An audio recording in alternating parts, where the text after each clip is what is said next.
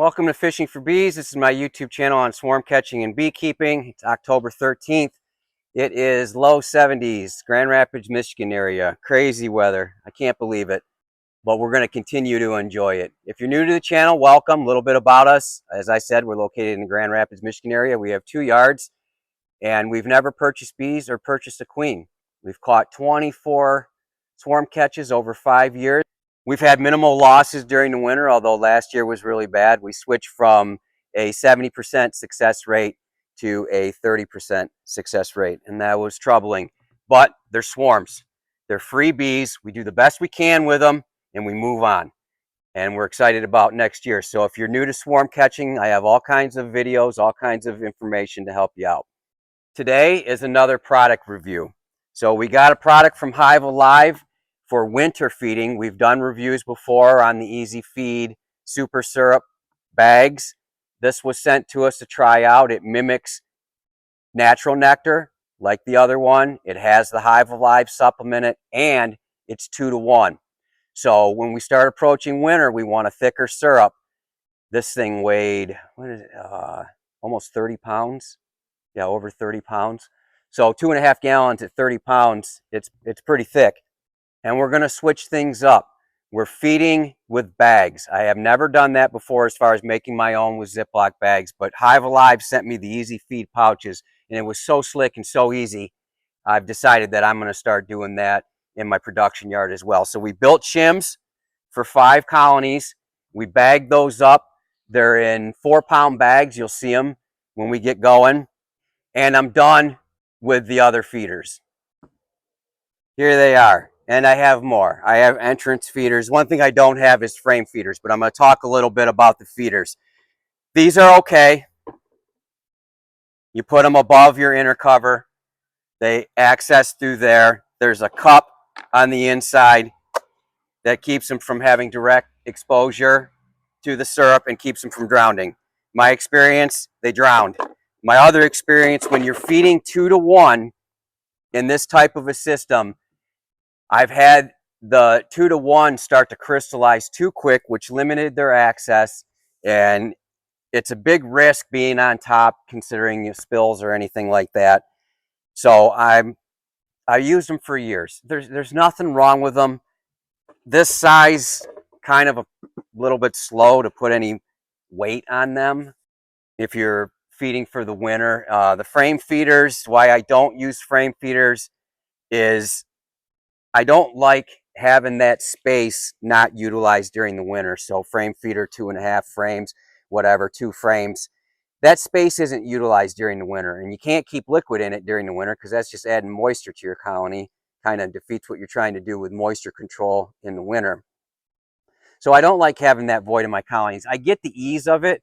I just have never wanted to sacrifice 2 deep frames in my colonies to feed when there's other options, and we're not feeding all the time. Yeah, when feeding season comes around and you got your tank dispenser and you're a commercial beekeeper, I get it. But for me, I just don't see it. I don't want to purchase the equipment. I don't want more equipment laying around. I don't want to have to pull those out and try and replace them with deep frames going into winter so that I don't have that void area. So I'm done with these. We're going to go with the bag. We built the shims, and we'll see what happens.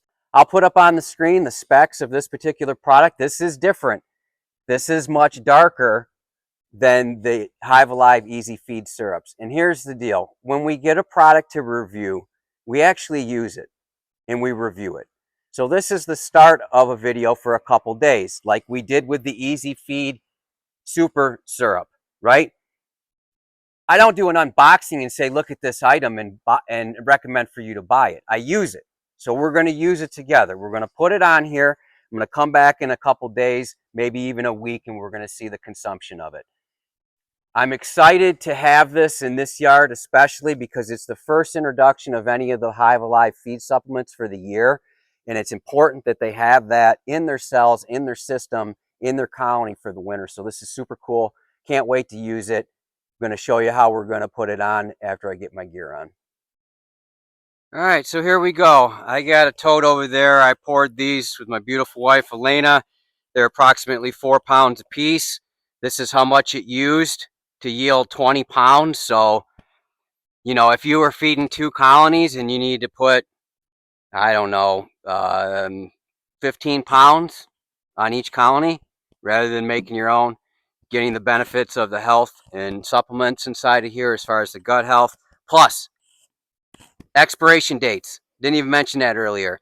7/26, July of 26. Now, I don't know when this was manufactured, but your regular sugar syrup will ferment. Here's the other side of it, though. I've had the sugar syrup mixed with the HiveAlive feed supplement that lasted. I didn't feed it in the fall, and I pulled it out in the spring and fed it with no problems at all. So HiveAlive works as a preservative, and check it out. Also, don't forget, Fishing for Bees 10 at checkout on any HiveAlive product, get you 10% off. I'll put a link down in the description if you could use that as well. But most importantly, save 10%. 10% off Fishing for Bees 10 at checkout. So, we got an assortment of feeding shims here, all built by me. This was just some scrap lumber as far as railings on a deck fence or something like that. This one was from when I first started. I built these myself and then cut them down. So it was basically 4x1 and whatever length. And then I did put an upper entrance on them, although we won't be using that today. So you need a feeding shim. You can build them. It's super easy. HiveAlive does sell feeding shims. Other people sell feeding shims. One of the things I will recommend and what I've seen is pay attention to your local beekeepers that are beekeeping in volume. When they have boxes that are falling apart at the top and the bottom and getting punky, they'll rip them down, passing the nails, and make feeder shims. And I think it was Kobe Apiaries this year in Grand Rapids was selling them for like $250 or something. Don't quote me on that, but it was a good price regardless. So a reminder of what we're doing. We're shooting this over a couple days. I'm not receiving a product and immediately recommending that you purchase it. To me, that's silly. You have to try it. I have full confidence in HiveAlive products. I have not met a HiveAlive product that the bees don't enjoy to the point that it's almost ridiculous with the fondant, meaning they'll eat it before their reserves.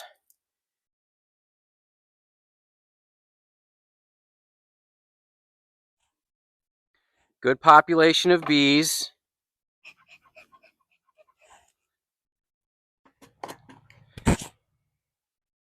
Feel like I need to do a little cleanup so that the bag sits a little more flush. Like anything that you put into your bee's colony that's not supposed to be there, this is plastic and liquid. They don't put raw liquid, you know, floating around on top of their colony. So anything that's not supposed to be there, this is not supposed to be there based on nature. You have to be careful. And I was really concerned about the bags and stuff like that. I do like the HiveAlive feed pouches that are welded on 4 size and not a Ziploc bag, such as what I got. But I'm not going to invest in equipment to ensure that these don't leak. So I do have a natural cant forward. So I'm going to put the seam in the back. We did fold it over once and taped it just to help. I think that these bags are a good size. You have to be careful to fill too much and make a pillow, right? It's rounded on all edges because as that settles, it's going to force out of your holes. So your weep holes are actually going to be flowing. Back to my point, anything that's not supposed to be in here, we need to be very careful with it. I see it all the time with the oil traps for small hive beetles. They spill, lands on brood, it's dead. This lands on brood, likely it's dead. Likely they're not going to be able to clean it in time. Plus you have the moisture and everything else. So this is a bobkin. I use it for fly tying. They're also used in sewing and knitting and stuff like that. I'm not sure the style of those. This one has a spot for the hook in the head. But anyways, you can find something. The reason why I'm using this and not just a regular push pin is I like the diameter of it. I like it to be a little bit thicker. So we're going to just put 5 holes like we did in our other yard. We want to push down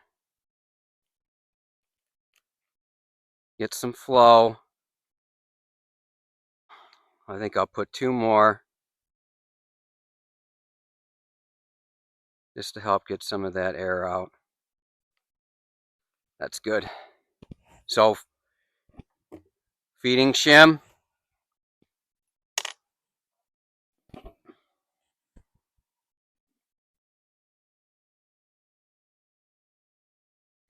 Introduce these bees to the top gently.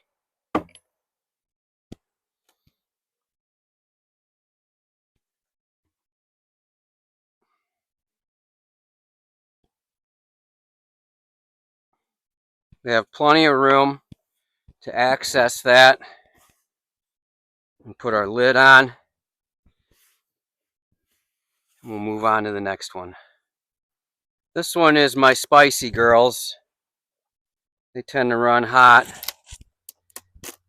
I'm going to give them a little smoke. I've noticed with them also, though, that sometimes the smoke triggers them. So hopefully there's not a bunch of cleanup in here. Remember, this is going to be shot over some days. If you don't want to watch this part, please fast forward to see the results. Hopefully we have big enough holes. Hopefully they enjoyed it. As I said before, this is 2-to-1. This mimics 2-to-1. Not the formula for drawing comb. It's the formula for resources in the winter. Why is it thicker? It's thicker so that they have less drying to do. It's closer to the dryness that they need in the process of making honey, although this is not honey, but you know, they dry down the liquid, make it thicker.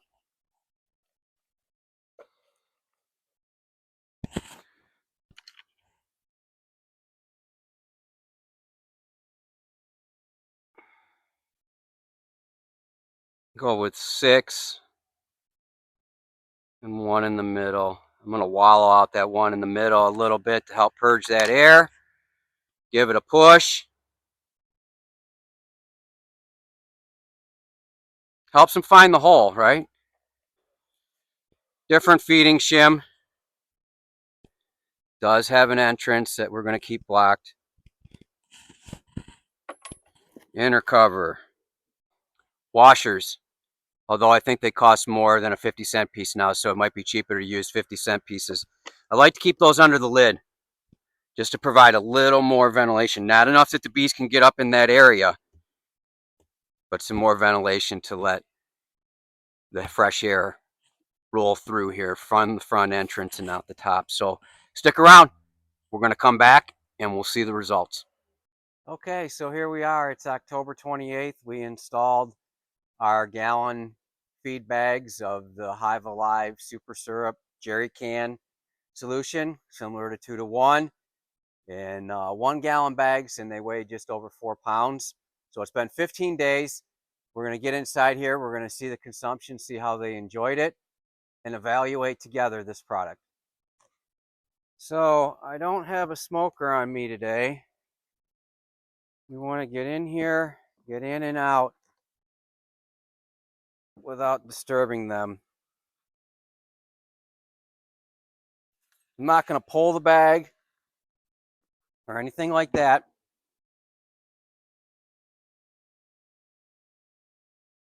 I just need to evaluate whether I need to come up here and add some more when I do the quilt boxes.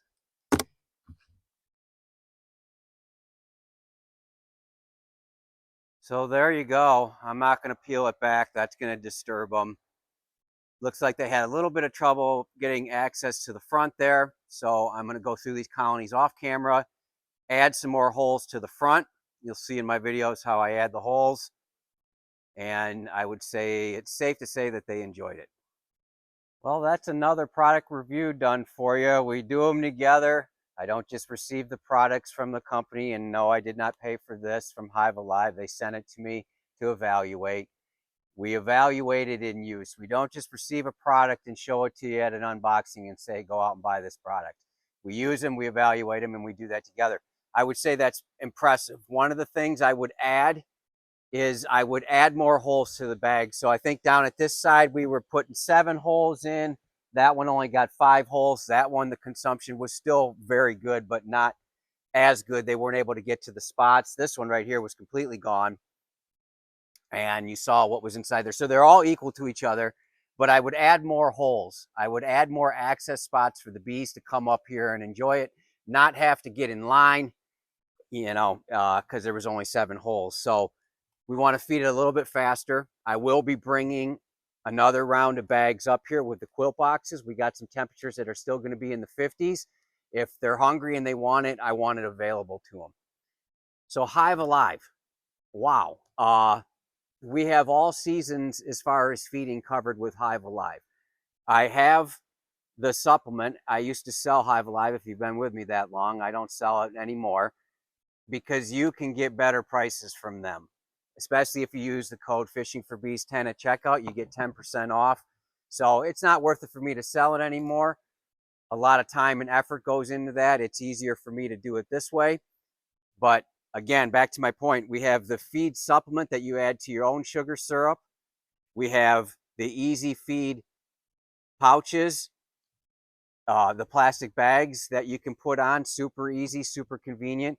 We have the jerry can jugs that we just did here. So the easy feed super syrup, which is more of a 2-to-1 versus the easy feed bags, which is a 1-to-1, covering again more seasons. And then we have the fondant from HiveAlive. All of them have the benefits of the HiveAlive.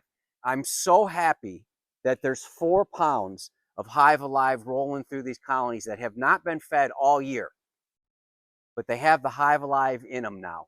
They take it out of the bag, they pass it amongst themselves, they introduce enzymes. That's where the honey process starts, even though it's sugar syrup. That's how they metabolize the honey, and then they deposit it in the cell. So as the bees are passing it around amongst themselves in the colony, we're introducing that HiveAlive with all their benefits to promote good gut health and avoid nosema during the winter.